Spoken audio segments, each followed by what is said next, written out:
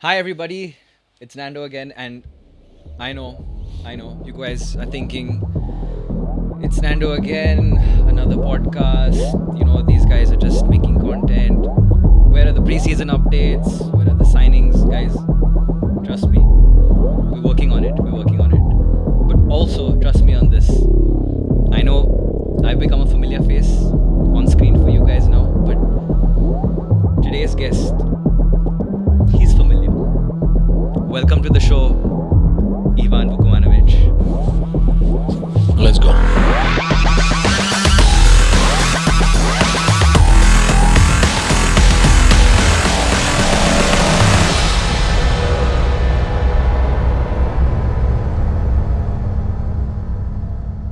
Thank you very much. Thank Lovely you for to have inviting me. Good to be here.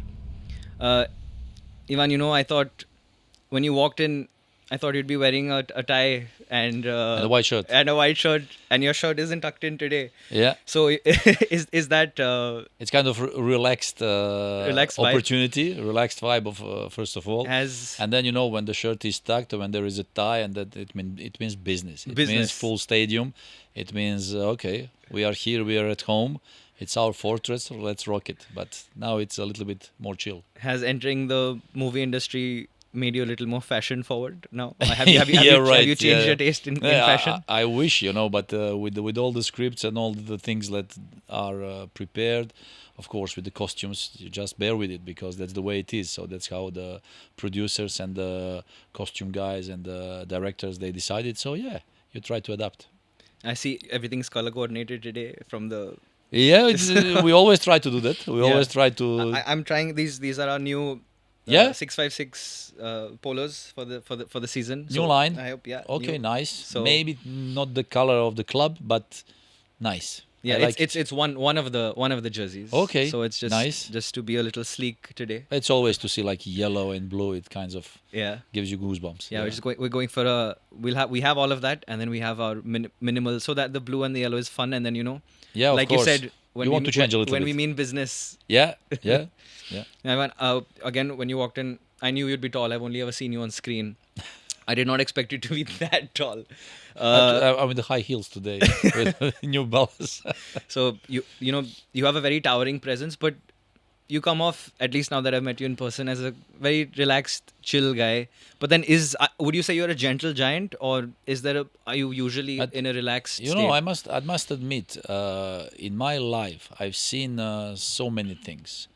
Let's say good and less good. I'm the guy who grew up in a country that was destroyed by a civil war. Yeah. So when you grow up in a country with the tolerance, with the nice education, and then from nowhere you have a civil war that is like destructing the whole country, people. Then you see people killing each other. You see many bad things that somehow it creates many things in your head where actually you make that choice, like, you know what, I want to be a good person. So, and everybody must know, when you meet a good person and you see that he's gentle, that he's humble, down to earth, you must know that he went through the hell in order to arrive there. And then he's making his choices, like wanting to live his life by certain rules, by certain boundaries, and actually the way he wants to have a smile. Because seeing all those things, you just want to say, you know what, I want something that is good for everyone, for myself, for my environment, for my family, for my friends, because I want people to look me like that. And was that difficult for you growing up, especially like you said, you had a civil war, which was back Yugoslavia. It was back Yeah. then, and there are stories of you running away from home for a day to catch football matches or play football. Again, back in those days, there was, even if you talk today with the younger kids and younger generations, when you tell them, even when I talk to brothers' kids and say, back days we didn't have internet, they look like, how it's possible you didn't have internet? Well, they're like, how could you live without internet? I said, well, today I don't know, but back then, no internet, no video games, no all those distractions. Yeah. So you go to school, you come back, you're with your friends, you get something to eat, you go out. You go out and play. And for us, the boys was like, okay, get the ball, go and play football with your friends or basketball, whatever it was back then for us important. Or if you are alone, you just shoot the ball against the wall. So many of those things that, and then the parts of your childhood, like, you know, you grew up in that environment, it gives you all the possible aspects that you are today. And I remember back days, because I was a big fan of our biggest club in the country, first of my hometown club. You know, I was watching the games, I was the ball boy behind the goal, catching the balls, and it was a dream. Like, I want to play in front of the crowd. You know, our home ground, like 15, 20,000 people. When you see all that, you want to be part of that. You dream about those things, and you dream about venues. You want to play in a big stadiums. And then the biggest club of our country, who, by the way, that year won the Champions League, you know, went to the finals. And I remember qualifying for semi-finals, playing first game in Germany, won against Bayern Munich, and then for the second leg game in our capital, which was 200 kilometers from our hometown. I was still like, you know, boy, 13, 14 years old boy. I said, you know what, I want to go and watch the game. Growing up with my mother, she was like, no, absolutely not. You cannot go. No, I'm going to beat you. No, you don't know nobody. Your aunt lives in capital, but she's not at home. And just like for days, I was collecting money that family and mother was giving me for you know, for not for tickets. Every day they give you some money for food when you go to school. Or then I was asking my brother. I was trying to. Then I was remember going for a weekend, working some physical things, you know, just to get some extra money. Or then I remember selling my favorite comics, you know. I like them a lot. I was you're like a comic book fan? Even, yeah, you yes. still read comics now? From time to time. Yeah. So Ian then is a big you see. producer. Ian. So then I was I was like, Batman okay, fan. in order to get that money for a ticket and for train ticket and everything, I have to find a way, because I want to go to watch the game. And I was like, okay. I sold them to, I remember one friend, neighbor. He was like, you know, being happy. I was like, you know what, but at least I get the money. And without telling my mother, who was actually threatening me that I'm going to get beaten if I go, I said, yeah, all right. You know, it was the working day, the morning. I got my school bag, got my books. I said, okay, go to school a little bit earlier, which was a little bit suspicious to my mother. Yeah. And then I was just running to a train station, catching that early train, 6:20 in the morning, you know, 20 past 6, arriving in the capital 10 o'clock, 10:30, without knowing anyone, young boy in a big city. And the game was like 8:45 p.m., like what you do around the city then. So I remember going, knowing that route, taking the tram from the central station to my aunt's place. She was working. She arrived late in the afternoon. I was sitting in front of the building. When she saw me, she was petrified. Like, what happened? I was like, you know, nothing. I arrived to watch the game, you know. And she asked me, I remember, does your mother know that you're here? I was like, no. And then we went upstairs. We called her on the phone. Literally, I heard her like screaming from 200 kilometers, like, just, you know, I'm gonna kill you when you come back home. So then I met my friend from the school, because he went there with his father and uncle by car. So we met there, we organized, we bought tickets, everything. We saw the game. Our team qualified to the finals. It was one of the best nights in one boy's life. Yes. In that situation. Driving back home, arriving early in the morning, 4:30, 5 o'clock, you know, arriving at home. You know, even the friend's father, he told my mother, you know, be easy on him, you know, he's a good boy and everything. And then I saw for the first time, I remember that emotion, like, she was so worried, you know, because your boy, he just goes somewhere, then you have no control over where he is, what he's doing. And I was just, you know what, you can kill me, I don't care. We qualify for the finals, that's my dream. And she was like, you know, without anything, like, okay, you know, get your stuff, like, okay, good. And she beat me, like, she beat me heavily, you know. I remember that night, that morning.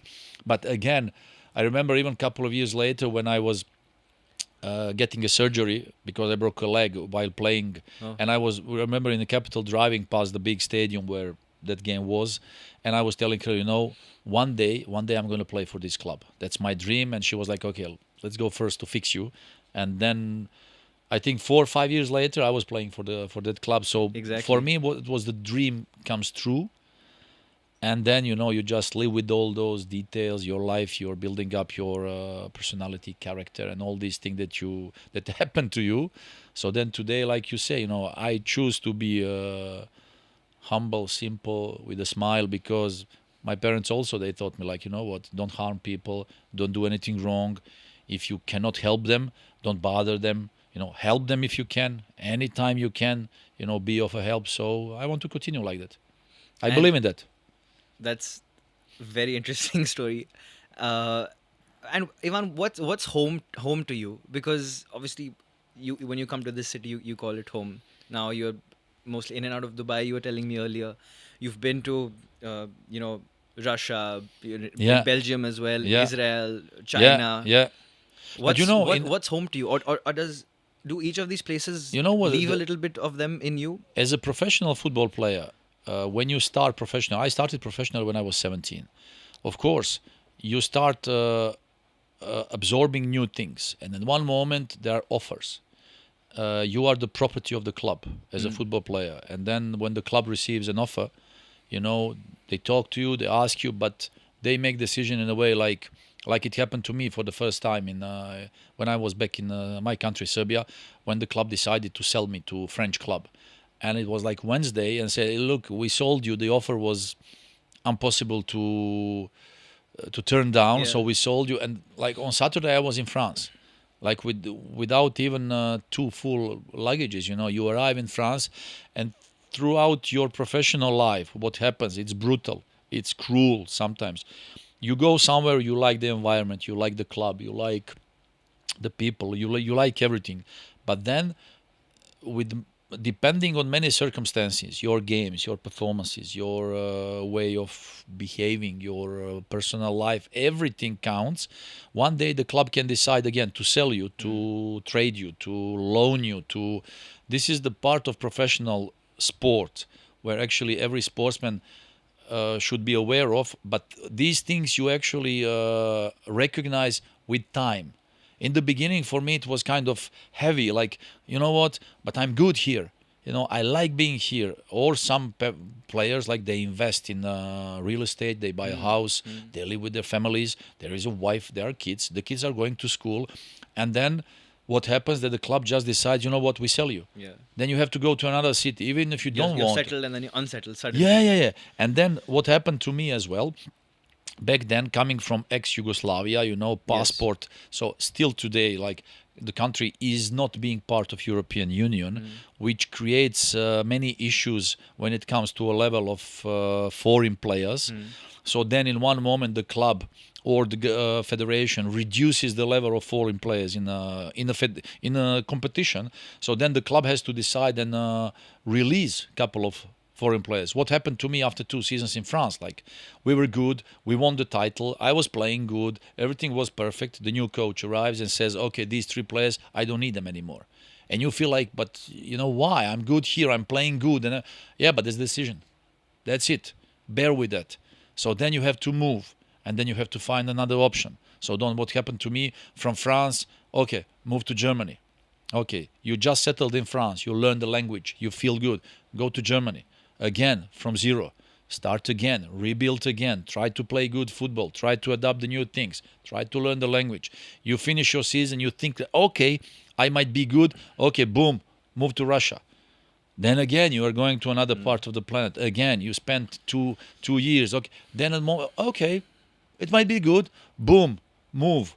So then, as a professional sportsman, in time, you kind of become, as a, like you say, your skin becomes like, you are alligator or elephant, whatever you say.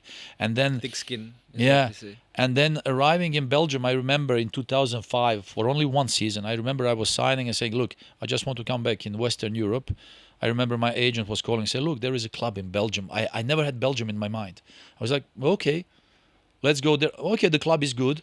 So we went there, we signed the contract for 1 year, and then after a couple of months, everybody knew that I'm only on a 1-year deal. So then many clubs from the environment, I remember from Holland, from France, they were starting calling, offering me to go and sign for their clubs from the next season. But in that moment, I got an info from Belgium, let's say, community. Back then there was the rule: if you stay 3 years in a row in Belgium, if the same employer applies for your work permit 3 years in a row, you have the possibility to apply for citizenship, for nationality and a passport. And for me, like, okay, so it means the European passport, the European Union, where you don't need visas no more. There are no restrictions for you to travel worldwide whatsoever. And I remember then being refused twice. In 2000, I signed in England. In 2003, I had an offer to go and sign in England again. Both times I was refused because of my passport and nationality, because the rules were like that. And I was like kind of abandoning my dream of going and playing in England, which I was dreaming of, and then saying, okay, it ain't gonna happen for me. So then when I got this possibility, okay, if I stay in Belgium for additional 3 years, I can apply, I can become, and then I remember saying my agent, refuse everything. I want to stay in Belgium. And we personally went to the owner. I remember saying, look, if I decide to stay, would you like to give me a new contract? He's like, what do you want? I said, I need like 4 more years. Sign it. So then I signed and I stayed in Belgium. I invested. I bought a house. It was like kind of perfect. I spent many years there. I applied for a citizenship. I got my double nationality today, Belgium and Serbian passport. And I was coming then close, recognizing, because in the professional football, as a football player, the moment you turn 30, you realize and you know that you are closer to the end than at the beginning. And you start thinking differently. You have to start thinking about your future. There are so many examples of players after the career, in no time, 1 or 2 years, they're bankrupt, they don't know what to do, they're lost. And then I was already started thinking about future. I got advice from my current coach back then in Belgium, the Belgian guy, great coach, asking like, what, have you ever thought about becoming a coach? I was like, not for the moment, but why? And I remember he was saying, but I see how the other players are looking at you in the dressing room, kind of a leader, kind of how they listen to you, how they, want to follow you. I think you could have been a good coach. So if you think about it, do it. Said, yeah, all right. And then I remember after 4th season, I went for 1 season in Israel, went back to Belgium to play 1 year, went to China, because back then it was still like the hype, and they were offering contracts for players who were almost at the end of the career. Back in that moment, it was kind of that kind of money you cannot get anymore in that age. So I chose for that experience, went to China, went back to Belgium, started again with my ex-club, the pre-season, but then I just felt like it's enough for me. I was like 35. I was like, no, I'm done, because motivation was not there anymore. I was looking at these youngsters, how they were motivating, committed and everything. And I was kind of thinking, why should I now in 35 years of age taking the place to some youngsters who is hungry more and everything? And I'm like, yeah, okay, it's done, And then I talked to the coach, and the owner said, I don't need the contract anymore. And they asked me like, just go on a vacation, come back in 2 weeks, 3 weeks, then we're gonna. And I was like, no, I'm done. And then I just stopped. It was August. In September, I started with the coaching education, and that was it. It was just like the click, the moment where you say, okay, that's it. And also the fact that when you arrive at that age, you start feeling that everything hurts. You need more time to recover. You need more time to prepare. And I was like, I just don't want to end up my career in a hospital, like with broken leg or some other surgery. I was just, I'm fine. Stop and enjoy. And that was it. That's how I actually settled in Belgium, stayed in Belgium, went through all the coaching education in Belgium, and still today, Belgium is my home. But again, there are many places like Kerala, like Kochi, where I feel I'm at home, and there are many places where I go. You can call some people and you feel like, okay, it's nice here, but Belgium stays my home. Well, it's been 20 years now since I arrived for the first time there. Well, you say that your body starts. Is it bad that I'm already feeling like that? Good luck with that. Especially because you're 23. I wish. Anyway, Ivan, so it also works the other way around, would you say? Because you can be very settled as a player and then unsettled, but then sometimes the roles can be reversed also when a club does want to keep you, but then your head is turned elsewhere, Yeah. right? Especially a when more you get attractive offer or But a bigger especially, city or yeah, things like that. especially with the players. But it happened to us here in Blasters as well, Yeah, because and this is not really a thing that there is nothing the bad general in it. the general public for both angles, for both sides, whether it's the player or the club, that There are, look, things- you will always have different perspectives Yeah. on that, from people itself, players who are like, okay, I have now better offer, I want to leave. and then And the club it- can't really do anything. Yeah, at in that their time. heads, they left because they talked with the family, with the agents. They already left. So then, from the club's perspective, you say, okay, now I have an unhappy player. So if I say and play hardball, saying no, you're gonna stay, I have an unhappy player. Yeah. He will never play 100%. He will never. He will do his best, but with his mind elsewhere, it will never be the same. And then we needed to release some players that just like, okay, that's the way it is. Yeah, So 'cause money isn't infinite, No. resources aren't infinite. But you know why? What is also important there? If the player himself gets a chance to go on a higher level, to improve his career, not speaking about financial side, but the improvement of his career, which he will elevate his professional football level to play for national team, for any other aspect, let him go. Better let him go. Like, find that win-win situation and then go with it. Of course, in the meantime, prepare and find another option. A player who will Reinvest, same profile. or rebuild, like build the players, like we were doing. But that takes time. You've obviously seen.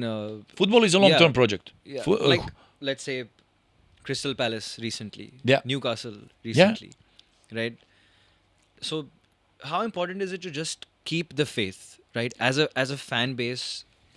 I'm not specifically referring, to anyone here, but we've seen it, as I mentioned, with Palace, with Newcastle, with all these clubs waiting, 50, 70, 100 years for their first title. Yeah. Yet stadiums are still filled, fans are still passionate, they're still supporting their Always. team. Players will come and go, they'll change every 5 years, 10 years. But the only thing that remains constant is the support. How important is that? Club and support. It's something. It's identity of the. Nobody's bigger than the badge. No. So actually, identity of one city, identity of one region, identity of one state.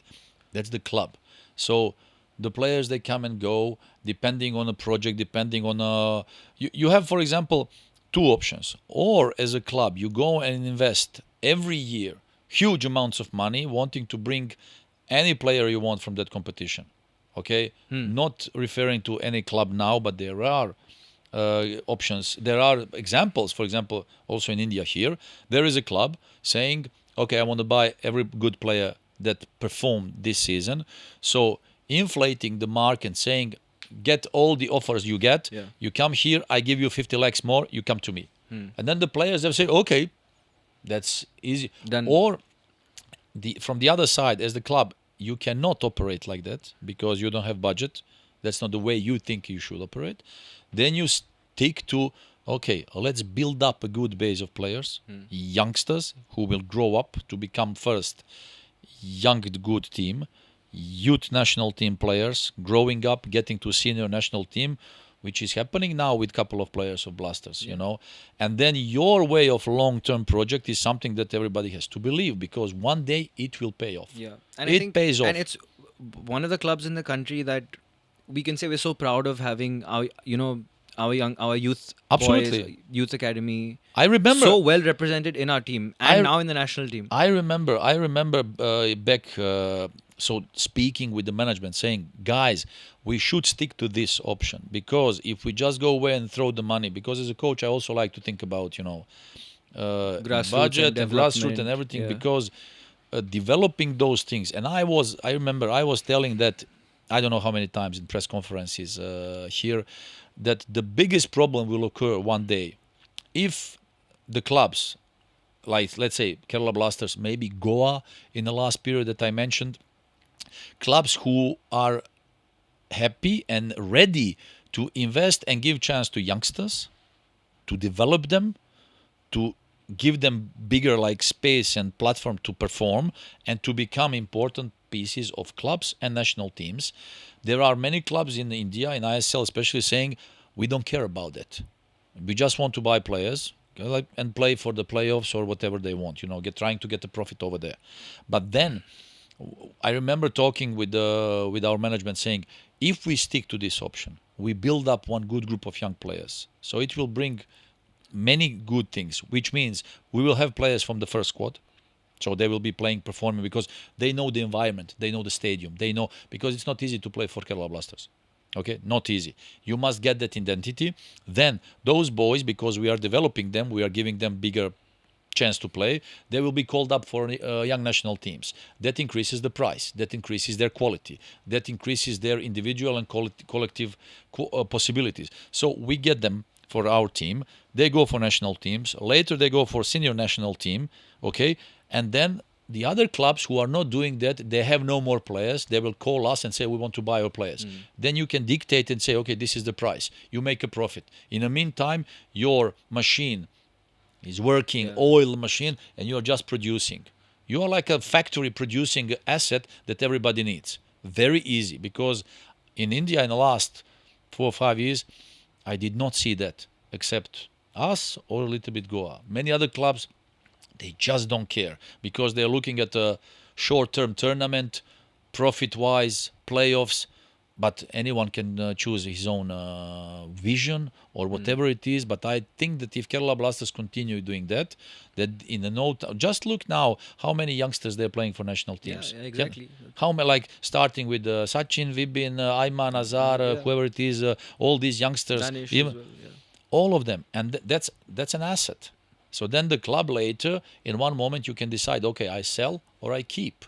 Or you create a situation that everybody will be happy. And these boys, they could be happy within your club, and this is how one club should operate. I was working and playing in my past in similar clubs. I know how it's functioning, I was looking at boys growing up, becoming a big football stars, going to the highest level of the football planet, World Cups, European Cups, everything.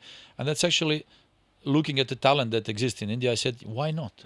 Why not? So I think that that's the good way for India to evolve, Indian football to improve, and hope that it will come to the situation when everybody will be happy. And in terms of growing and having assets, I don't know if you've seen, but we now have our own training ground. Yeah. We call the Sanctuary. Yeah, the Sanctuary because it's home, it's a safe space, it's a haven for us. Okay, very nice. So I'm sure you've seen the photos. What do you think about that? Because even in your time, it was needed. Yeah. It is needed for every club. I'm telling you an example. For many years ago, I remember as a player, whenever I was getting offers, on the phone, or clubs calling me, or agents saying, look, there's an offer, this club or that club. First thing I was asking, do they have a training center? Well, no. Okay, thanks, bye. Because training center is your place where you like to spend your time with your friends, with your colleagues, fitness, sleeping room, whatever it is. You like spending time because it gives you better feeling of improving and everything. The coaches, they like that. So I saw the photos, very nice, congrats on that. It was needed, because I remember we were suffering a lot with the training grounds back in days. I remember even stupid situations, coming to a training ground, it was occupied by some other kids or somebody else, and you say, okay, let's try to stay calm. And then away games, I remember, or even for the Super Cups or any other cups we were going and playing, they could not provide us the training grounds, and you say, like, how that's needed. That's like the most important thing for football players and the coaches, because that's your workplace. Imagine you are working in a factory and saying, but there is no factory, but or you want to become a swimming Olympic gold medal champion, but you have no swimming pool to practice in it. So, it's kind of weird, but I'm happy that they managed to do that. So congrats. Well, big achievement. Good for the club to have. Absolutely. And, absolutely. Yeah. I mean, from football, you've taken a bit of a break. Is this your life now, doing movies and no, but look, I intentionally interviews? made the break, because I remember last year when they approached me, the movie production company, together with the director Vinit Srinivasan and all the other guys, And then when you see the group of people that is behind the project and the story and everything, first I was thinking that it was still something around football. I remember there was the last days in the Blasters. I remember, and I was thinking like, well, if it's again something about football around or something, then but most probably later I'm not here, so then no, but then when they explained me like, no, it's a project, it's a movie, we want you to play the role, and I was like, okay. And then when I read the scripts, when I saw all this, yeah, okay, interesting, why not, nice experience, and it took us long time to film all that, months. And then when I saw everything, I said, you know what, then I just turned down all the offers, and I said I want to spend a year in it, because I wanted to be fully committed to that and concentrate. I didn't want to say, I'm now with the club, and then for the shoot I have to come for a couple of days and back and forth. It could put the movie production company in a difficult situation. I said, no, let's do it. So then I remember last year refusing several offers here from India, from Europe, and everything, saying, just everything put aside. I need a break from that. I go with the new energy. So now look, we've done with that. The movie is released. So now I'm ready to get back into coaching business. So now we'll see if anything shows up. Well, even not to steal the limelight or a bit of credit, but a couple of years ago, I think we can say that Ivan's acting career started with House of KBFC. I'll show you a video. I wonder if you remember it. Which one is that? Do you remember this? Yeah. yeah. Craving chips. Yeah. Luna, Victor, and Nihal. Who is the third one? Nihal? KP's. We are chasing KP. Yeah, chasing around. KP because he's eating the chips. Yeah. Actually, we are like sitting and we order the chips, and he's like escaping with the chips, and we are looking for him around there. So I think it's safe to say that your acting career started right here, and House of KBFC, the launch. So I think it's only right that we do some quality control on some new products that we have. Okay. So I'd like you to have a sip of some of these and let me know what you think. Okay. Now you mean? Yeah, right now. Okay. Let's do it in real time. Yeah, but actually, I remember doing also another commercial for Craven drinks. Okay. Yeah, Nata de coco. whichever one you want. Okay. What's the difference? Okay. Hold on. This one, lychee. Okay. I'll pick this one. I think that there was another one. Grape. We were filming somewhere in out of Kochi. There was the one that 4 guys, they are in a car. The car breaks down. They are going out. It's hot day, like they have no water. The car and they're like, okay, what should we do now? There's nobody here around. And then I'm arriving on a bicycle.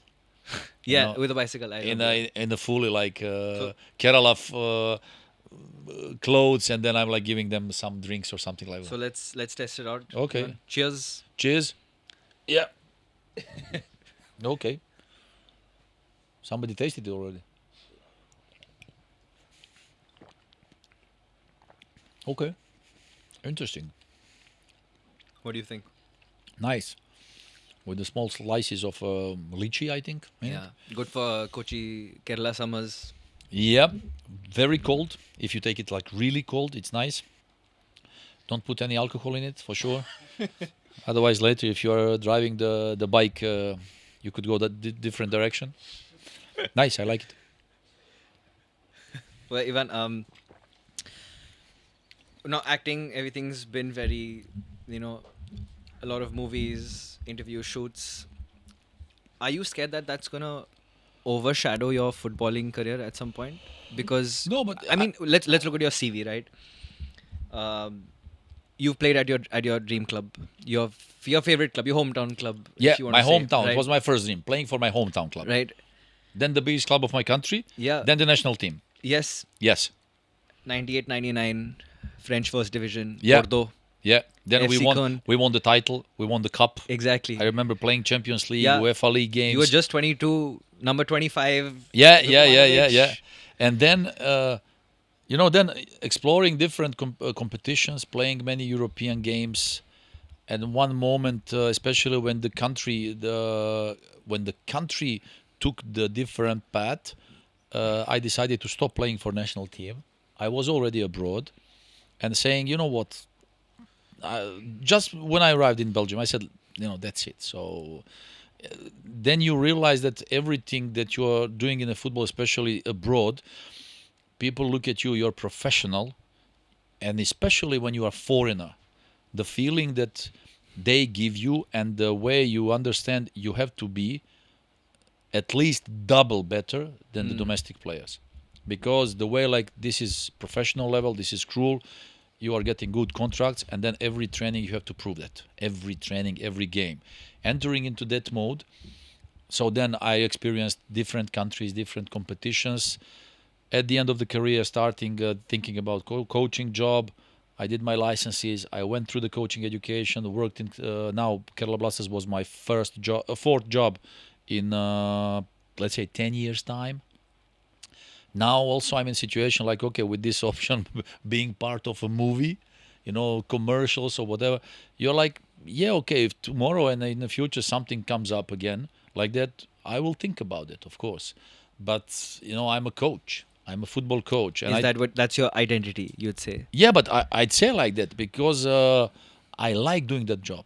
I love doing that job because as a coach, I think that I can deliver good things, not in a way of like saying I'm only thinking, because I was never the coach arrogant or egoistic, only thinking about myself, because the way I felt becoming a coach was like I want to help younger players finding their path or overcoming difficult moments, explaining them and teaching them, okay, this is a football career, this is the what will happen to you guys, and always trying to get them, put them in front of choices, saying, okay guys, if you do that, this will happen, and if you do this will happen. It's up to you. Okay, pushing them hard, training sessions, because I like to see them developing in a good persons and a good players. That was kind of feeling that I have as a coach, without even thinking like, you know what, I'm only here for myself, I don't care. That's kind of feeling I had. So as a coach, I enjoy doing that, and I hope tomorrow to continue, because I think that I can deliver nice things in order to maybe help clubs or companies to. And you wouldn't be concerned that you've been out for a year, maybe you're not tactically. Anything's possible. No. Look, football coaching job is like riding a bicycle or swimming. You cannot forget it. So no chance. It's a good analogy. No, but really, like, there's something that you cannot forget it. Or playing football, or I don't know, something else. No chance you can forget that.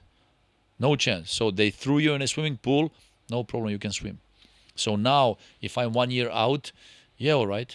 Doesn't matter. Just get back on the bike. Yeah, just get back on the bike. You get back in the rhythm. You are with your technical and medical stuff.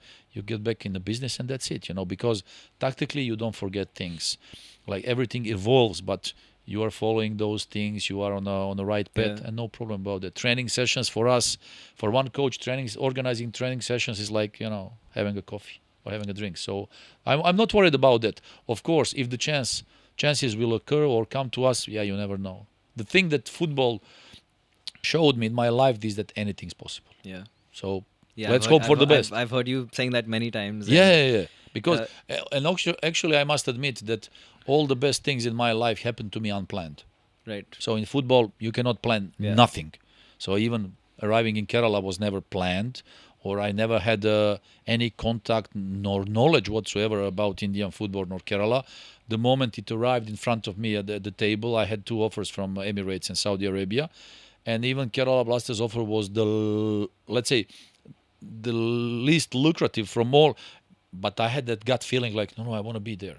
Yeah. When I saw everything, fans, emotions, I said, I want to go there. So these kind of things can happen in your life unplanned, and I'm just going with my gut feeling. Yeah.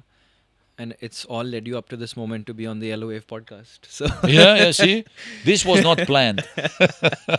So, Ivan, I have a few words here from people have written about you, describing you. Please shoot away. Tactician, orchestrator, the Pied Piper, magician, adaptable. That's all the noise online. What's the word that you would use to describe yourself? Look, if we speak about football side, all As a human. I think about myself that I'm not stupid person because I invested a lot in my life in education. Then I'm somebody who always likes to help people. Somebody who always tries to do the things with a smile. Yeah. Of course, I'm somebody who, when I do not know something about certain topic, I like to ask somebody who is more clever or somebody who is expert in that industry. You know, I always I saw that quote many times online.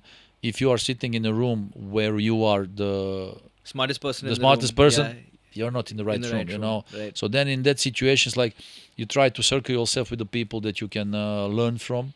You know, I like spending time with my family, with my friends, even though I'm not married, I don't have kids. But again, you know, I'm somebody who likes to be always positive and will be always positive. Yeah.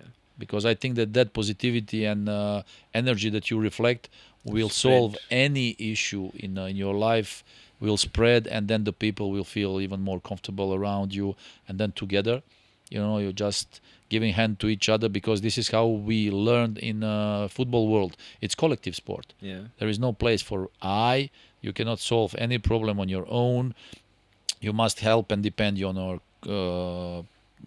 teammates, coaches, and then it's like, let's go with it. Even I remember back in military service, because in our country back then, every boy, when you are 18, between 18 and 27, so you have to, Compulsory 1 year you have to do a military military service. It's mandatory.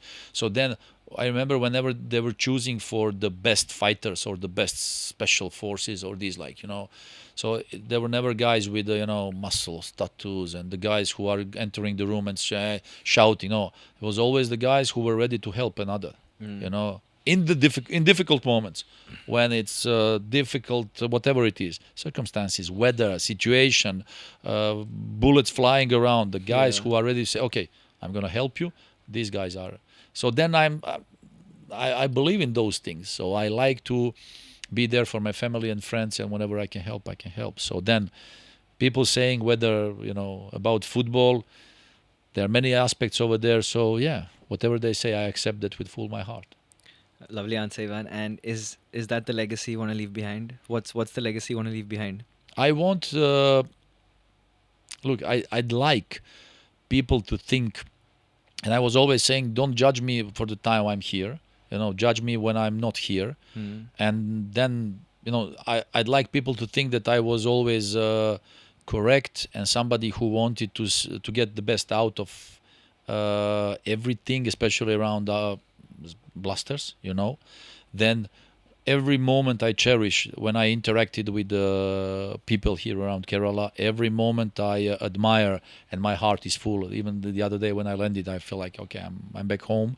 So I'd like people to think about me as their own, the guy who adapted everything he found here. And yeah, you know, you never know. So football is marvelous thing. You know, you never know what can happen in the future. That's true. That's a lovely quote, I think, Yeah. to end on. And Thank you very much for inviting Ivan, me. thank you so much for your time. Guys, very special guest, Ivan Vukomanović. That was episode 2 of season 2 on the LOF podcast. Make sure you stay tuned, because we have loads of football content coming. Preseason is coming up soon. A lot more. So make sure you like, share, and subscribe. Follow us on all our social media platforms, and we'll see you in the next one. And we all remember that, the famous one. Keri Wada Makale.